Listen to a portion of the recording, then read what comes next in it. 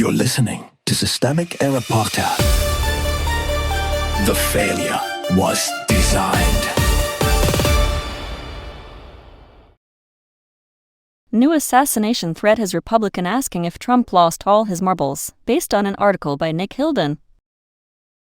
Trump's moods are not the story. The setup. A new report says Iran was plotting another assassination attempt against Donald Trump, and National Review's Jim Geraghty used it to argue that Trump sounds naive and foolish when he praises Iran's leadership one week and denounces them the next. That is the frame. Trump is erratic performer caught between flattery and insult while alleged threats circulate around him. Who actually has power? The relevant fact is not whether Trump sounds coherent. It is that he is the commander-in-chief, the man with institutional authority over the U.S. state, and the person whose words shape how that power is presented to the world. Geraghy's piece treats Trump's volatility as the main political problem. It is not. The problem is that a president with real power turns foreign policy into personal branding and then acts surprised when the world responds to his theater with its own brutality. The real decision makers. The source says the Iranian government has been tied to at least 3 alleged plots against Trump, along with separate alleged plots against John Bolton, Mike Pompeo, Brian Hook, Frank McKenzie, and Mike Esper. That is the actual chain of consequence.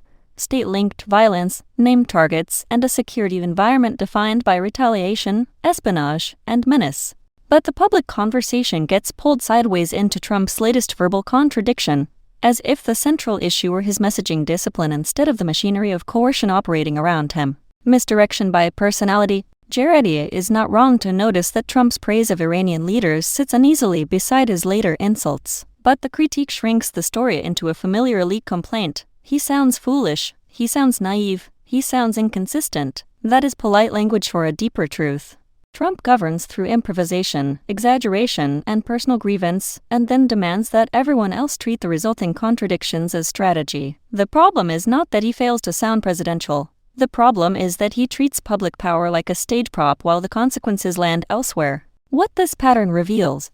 This is the recurring structure of Trump-era politics, deliberate instability wrapped in commentary about temperament. The conservative response in the source does not challenge that structure. It only complains that he is being too obvious about it. That is a weak critique because it assumes the issue is optics. It is not. When power is personal as this hard, foreign policy becomes a confidence game.